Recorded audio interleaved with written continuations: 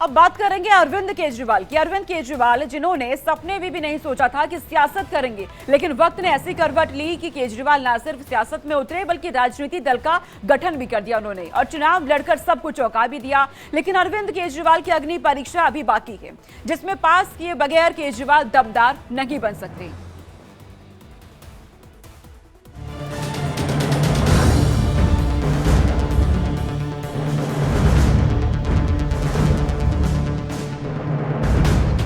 शराब घोटाले में जेल में बंद अरविंद केजरीवाल आज जमानत पर हैं।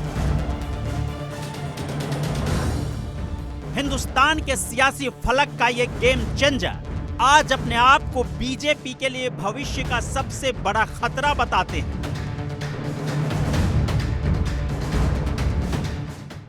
एक साथ हमारी पार्टी के 4 टॉप के नेता जेल भेज दिए एक साथ। अरविंद केजरीवाल, मनीष सिसोदिया, संजय सिंह, सतिंदर जैन। बड़ी बड़ी पार्टियों के अगर 4 टॉप के नेता जेल चले जाएं, पार्टी खत्म हो जाती है। आम आदमी पार्टी के 4 टॉप के नेता इन्होंने जेल भेज दिए। उन्होंने सोचा कि पार्टी खत्म हो जाएगी, लेकिन ये पार्टी नहीं है, ये एक सोच है। जितना ये खत्म करना चाहते हैं उतना ये बढ़ती जाती है। कोर्ट ने 22 दिनों के लिए जमानत पर बाहर निकाला तो आम आदमी पार्टी और केजरीवाल को मानो मन मांगी मुराद मिल गई। निराश हताश पार्टी कार्यकर्ताओं में एक नई जान आ गई। दिल्ली की 7 सीटों पर बीजेपी जिस सियासी लड़ाई को एक तरफा समझ रही थी, वो द्विपक्षीय हो गई। एक तरफ आम आदमी पार्टी और कांग्रेस तो दूसरी तरफ बीजेपी। तब तो एक तरफ जहां बीजेपी को पीएम मोदी से लेकर देश भर के तमाम दिग्गजों को दिल्ली के कुरुक्षेत्र में उतारना पड़ा,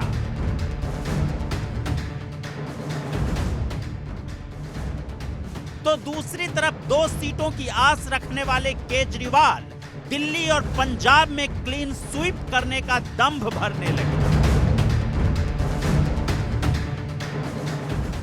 तो आप 22 सीटों पर चुनाव लड़ रहे हैं, कितने सीटों पर जीतने की आपको संभावना है? काफी सीटों पे जीतेंगे, अच्छा स्ट्राइक रेट रहेगा। दिल्ली का क्या स्ट्राइक रेट रहेगा? ये दिल्ली में अगर आप मेरे से 2 महीने पहले पूछते, मैं कहता 1-2 सीटों पे शायद जीत जाएं।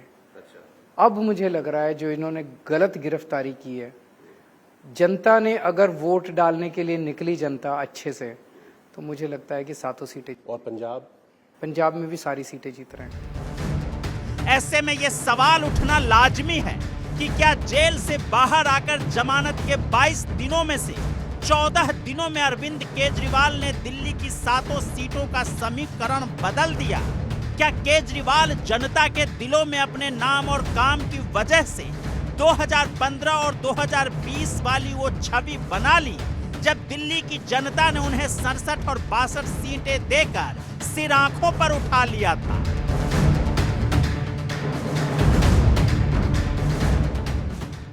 हमने देखा कि आप दूसरे जगहों पर भी प्रचार करने के लिए गए। जनता से क्या फीडबैक आपको मिल रहा है? बहुत प्यार मिल रहा है, जनता से बहुत ही प्यार मिल रहा है और मैं अपने आप को सौभाग्यशाली समझता हूं कि जनता इतना ज्यादा हम लोगों पे विश्वास करती है और प्यार करती है।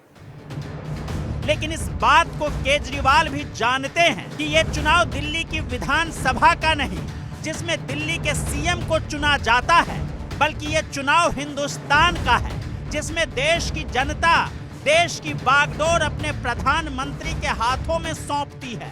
और पिछले 2 बार से देश की लगभग 55% जनता ये कमान पीएम मोदी को सौंप रही है। लेकिन इस बार ऐसा क्या है कि अरविंद केजरीवाल दिल्ली की 7 सीटों पर दावा कर रहे हैं, जबकि 2014 और 2019 के चुनाव में मोदी के सामने केजरीवाल की दाल नहीं गली थी। केजरीवाल के कामों पर मोदी का नाम भारी पड़ गया था। जब विधानसभा चुनाव होते तो दिल्ली की जनता, दिल्ली की पब्लिक, दिल्ली के वोटर आपको झोली भर भर के वोट देती है। आपके जैसा बहुमत, ऐतिहासिक बहुमत शायद किसी को मिला नहीं हो।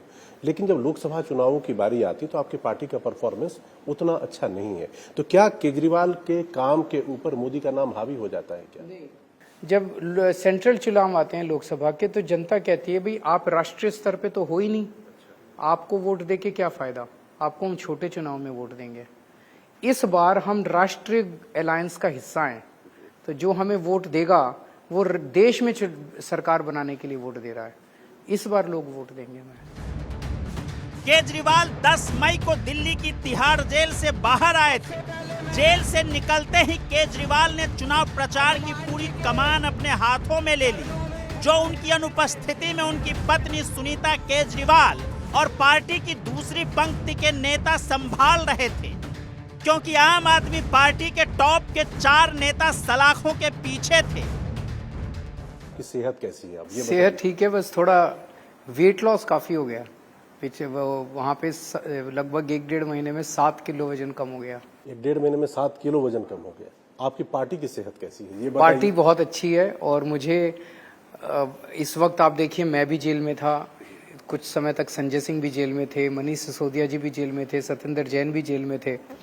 उनकी एब्सेंस में जब टॉप के 4 नेता जेल में थे, हमारी 2nd और 3rd रंग की लीडरशिप ने बहुत अच्छा संभाला पार्टी को और सबको एकजुट रखा। मुझे गर्व है अपनी पार्टी के कार्यकर्ताओं और लीडरशिप पे।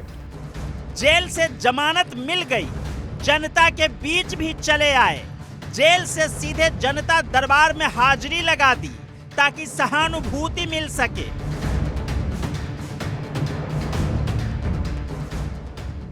सुप्रीम कोर्ट के जजेस का शुक्रिया अदा करना चाहता हूं, जिनकी वजह से आज मैं आप लोगों के बीच में हूं। आप लोगों से एक ही निवेदन है, हमें सबको मिलके देश को तानाशाही से बचाना है। लेकिन अभी भी सवाल वही था कि आखिर बीजेपी पर प्रहार का वो हथियार क्या होगा जिसे इस्तेमाल कर केजरीवाल न सिर्फ मोदी बल्कि एक साथ बीजेपी और उनके टॉप के लीडरों पर हमलावर हो सके, जिनकी दमदार शख्सियत की वजह से बीजेपी 2024 के चुनाव में 400 पार का नारा लगा रही है।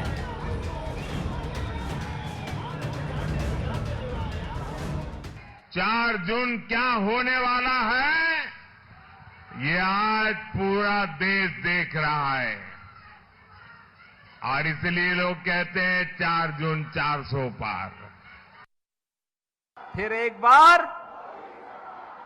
बार मोदी सरकार और अब की बार 400 पार। 4 चरण में मोदी जी पूर्ण बहुमत 270 सीटें प्राप्त कर चुके हैं। 5वां, 6ठा, 7वां मोदी जी को 400 पार कराएगा। आखिरकार जेल में रहते केजरीवाल ने उस हथियार की भी खोज कर ली थी और वो हथियार था 75 साल पार रिटायरमेंट वाला बीजेपी का अलिखित और अघोषित वो संकल्प, जिसको हथियार बनाकर केजरीवाल ने एक तीर से कई निशाने साध लिए, जिसमें पीएम मोदी, अमित शाह, सीएम योगी और खुद उनकी पार्टी भारतीय जनता पार्टी है। एक चीज और हमने देखा कि आप जब से आए हैं आपने एक बात लगभग हर जगह कहा है और वो ये कहा है कि अगले साल प्रधानमंत्री 75 साल के हो जाएंगे और वो रिटायर हो जाएंगे और उनके वारिस के तौर पे अमित शाह जी को अगला बना दिया जाएगा और योगी आदित्यनाथ की भी सरकार, अगर इनकी सरकार आई तो 2 महीने के अंदर वो भी चले जाएंगे। आप किस बिना पे कह रहे हैं कि मोदी 75 साल के होंगे तो रिटायर हो जाएंगे? ये तो इन्हीं जबकि पार्टी कह रही है, हमने तो कहीं लिखित में रखा ही नहीं। लिखित में नहीं है, अच्छा, कन्वेंशन है। जैसे प्रधानमंत्री जी 2014 में प्रधानमंत्री बने थे मोदी जी, उन्होंने ही रूल बनाया था और उस रूल की भाई 75 साल में के बाद किसी को, ये अघोषित रूल था। घोषित हो मतलब घोषित रूल था, अनाउंस किया गया था। इनके कई नेताओं के वीडियोज हैं जिसमें अमित शाह जी का अपना वीडियो है 2019 का, जिसमें वो कहते हैं कि 75 साल के बाद किसी को नहीं रहने दिया जाएगा। तो उसके तहत आडवाणी जी को हटाया गया, मुरली मनोहर जी जोशी जी को हटाया गया, कई नेताओं को हटाया गया। तो जो रूल इन्होंने खुद बनाया था प्रधानमंत्री जी ने, जाहिर तौर पे वो अपने ऊपर तो लागू करेंगे ही। लेकिन उनके पार्टी के नेता हो तो एक के बाद एक अमित शाह जी भी आ गए, राजनाथ सिंह जी भी आ गए। प्रधानमंत्री जी ने नहीं कहा, उन्होंने नहीं कहा, लेकिन बाकी सब कह रहे हैं कि वो 75 साल क्या पूरा टर्म पूरा करेंगे, ये तीसरा।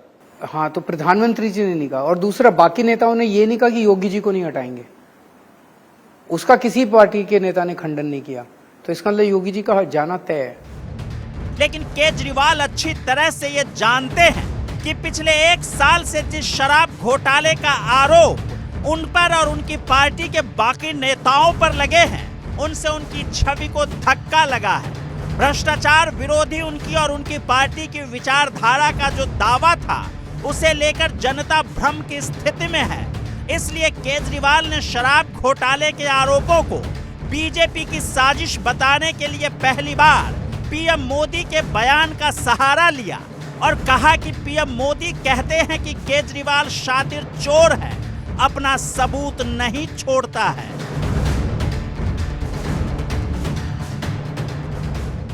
आप ये देखो, इन्होंने कहा कि दिल्ली में एक शराब घोटाला हो गया जी।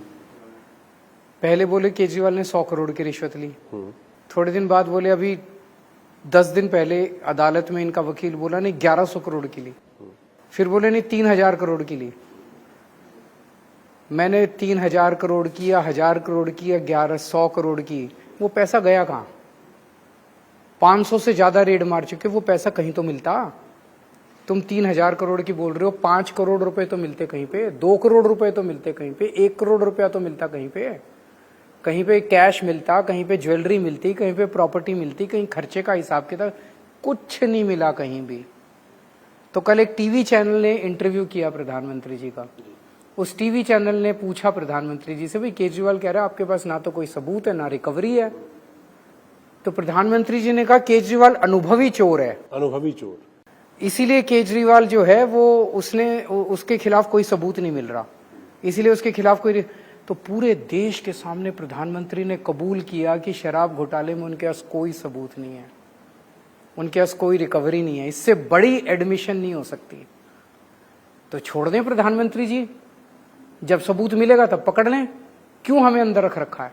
जब पूरे देश के सामने प्रधानमंत्री ने कबूल कर लिया कि शराब घोटाले में कोई सबूत नहीं मिला, तो इसका मतलब झूठे केस में फंसा रखा है हमें। इतना ही नहीं, केजरीवाल ने बीजेपी के उन दावों की भी हवा निकालने की कोशिश की जिसमें बीजेपी ये कहती है कि ये जांच बीजेपी नहीं बल्कि सरकारी एजेंसियां करती है, जिस पर कोई दबाव नहीं है। लेकिन वो तो कहते हैं कि हम गिरफ्तार करने वाले कौन हैं? वही हैं, ईडी उनके अंडर में, सीबीआई उनके अंडर में, वही गिरफ्तार करते हैं।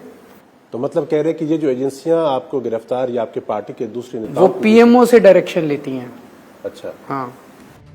अब सवाल उठता है कि आखिर बीजेपी के खिलाफ आम आदमी पार्टी और अरविंद केजरीवाल जो आरोप लगा रहे हैं, पार्टी को क्रश करने के आरोप मढ़ रहे हैं, उसके सबूत क्या हैं जिसके आधार पर केजरीवाल कह रहे हैं कि पीएम मोदी और बीजेपी उनकी पार्टी को खत्म करना चाहते हैं? इस सवाल के जवाब में केजरीवाल कोर्ट में ईडी के वकील के जवाब का हवाला देकर अपने आरोपों को पुख्ता कर रहे हैं। इसका मोटो क्या है? क्या चुनाव में उनका आपको मोटो पकड़ के रखना है या किस लिए गिरफ्तारी? उनका मोटो है दो, एक तो क्रश करना आम आदमी पार्टी को। हमारे सारे टॉप के नेताओं को गिरफ्तार कर लिया, अब हमारा बैंक अकाउंट फ्रीज करने जा रहे हैं।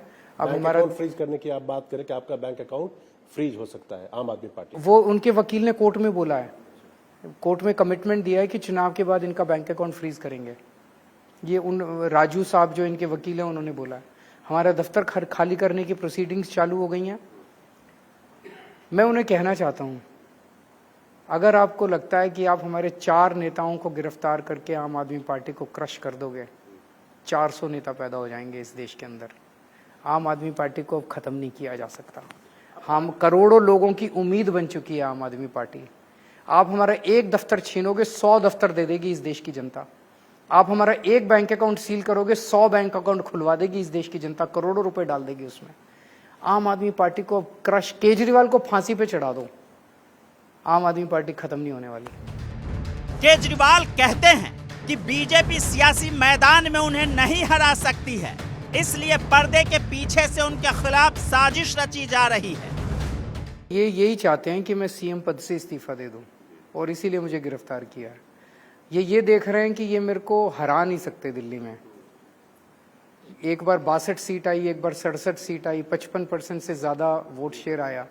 तो ये मुझे हरा नहीं सकते। तो मोदी जी ने षड्यंत्र रचा कि केजरीवाल को गिरफ्तार कर लो फर्जी केस में, फिर ये इस्तीफा दे देगा, इसकी सरकार गिर जाएगी, इसीलिए मैं इस्तीफा नहीं दूंगा। तो आपको कहीं ये प्रोबेबिलिटी लगती है कि ऐसा भी हो सकता है आपकी सरकार को बर्खास्त करके इलेक्शन पहले हो जाए या राष्ट्रपति शासन लगाने की? इसीलिए अगर आज मैं इस्तीफा दे देता हूं तो कल ये ममता बनर्जी को हटा के गिरफ्तार करके उसकी सरकार गिरा देंगे, परसों और किसी को गिरफ्तार करके।